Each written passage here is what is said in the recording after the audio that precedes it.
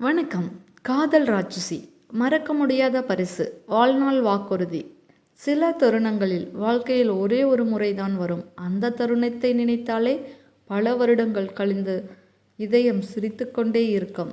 சில நினைவுகள் காலத்தால் அழியாது, தூரத்தால் மாறாது, கண்ணீராலும் கூட மறக்க முடியாது. மதன் விரைவில் நகரத்துக்கு செல்லப் போகிறான். மொழியின் மனதில் பிரிவின் பயம், மதனின் மனதில் ஒரு வாக்குறுதி. இந்த சந்திப்பு அவர்களை காதலை இன்னும் ஆழமாக மாற்றுமா அல்லது ஒரு புதிய புயலை உருவாக்குமா? வாங்க லாஸ்ட் எபிசோட் வரைக்கும் பார்த்துருவோம். மதன் தனக்கு சென்னையில் வேலை கிடைக்க வாய்ப்புள்ளதாக மொழியிடம் கூறுறான். அதை கேட்ட மொழி மனமுடைஞ்சு போறா. நான் எங்கே போனாலும் உன்னை மறக்க மாட்டேன்னு மதன் உறுதி அளிக்கிறான். அதே நேரத்தில் அவர்கள் கண்ணில் மர்ம நபர்களில் கண்காணித்துட்டு இருக்காங்க. அவங்க இன்னும் ஆபத்தான திட்டத்தை தீட்டிட்டு இருக்காங்க. இப்போது காதலின் அழகான தருணமும் பிரிவின் வழியும் ஒரே நேரத்தில் அவர்களின் வாழ்க்கையை கலக்கப் போகிறது.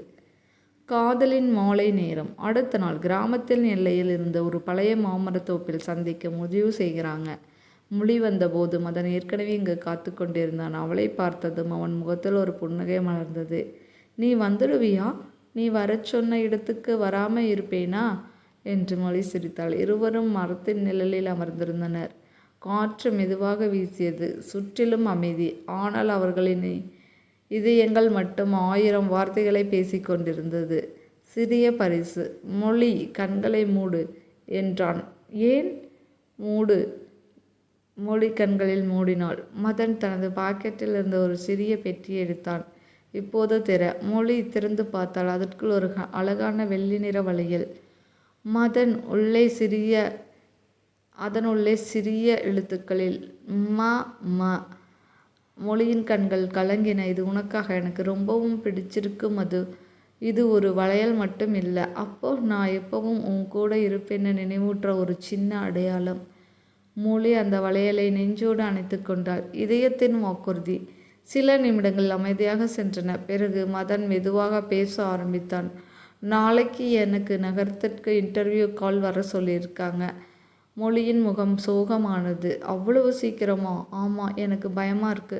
எதுக்கு? நீ தூரமாக போயிடுவியே. மதன் சிரித்தான். தூரம் உடம்புக்குத்தான் வரும், மனதிற்கு வராது. மொழி அவனை பார்த்தாள். அவனது கண்களிலும் கண்ணீர் ததும்ப காதல் இருந்து கொண்டிருந்தது. மறக்க முடியாத நினைவு. மாலை சூரியன் மெதுவாக மறைய ஆரம்பித்தான்.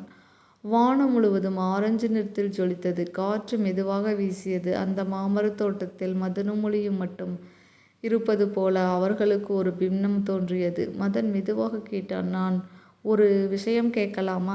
கேளு. நாம் எவ்வளவு தூரம் போனாலும் எவ்வளவு வருடம் ஆனாலும் இன்றைய நாளை மறக்க மாட்டியே. மொழி சிரித்தாள். முடியாது. ஏன்? எதற்காக? என்ன? இது என் வாழ்வில் சந்தோஷமான நாட்களில் ஒன்று. மதன் அவளது முகத்தை மெதுவாக பிடித்தான் தன் கைகளால். அப்படின்னா இன்றைக்கு நினைவை வாழ்நாள் முழுக்க பாதுகாத்துவை. மொழி தலையசைத்தாள் உறுதியாக. மதன் சில நொடிகள் அமைதியாக இருந்தான். பிறகு மெதுவாக சொன்னான். மொழி, நான் நகரத்துக்கு போய்விட்டாலும் ஒரு நாளும் உன்னை மறக்க மாட்டேன். மொழியின் கண்களும் கலங்கின. நானும் தான் மதன் என்று மெதுவாக சொன்னாள். அந்த வார்த்தையை கேட்ட மதன் அவர்களது நெற்றியில் ஒரு மென்மையான முத்தம் பதித்தான். மொழியின் இதயம் வேகமாக துடித்தது. வெக்கத்தில் அவள் கண்கள் மூடிக்கொண்டாள். சில நொடிகள் இருவருக்குமே உலகம் நின்றுவிட்டது போல் இருந்தது. மதன் மெதுவாக சொன்னான். எந்த தருணத்தை மறக்காதே மது. வாழ்நாள் முழுக்க நினைவில் வை. ஏன்? என்ன? நான் உனக்கு கொடுக்கும் மிக பெரிய அழகான பரிசு.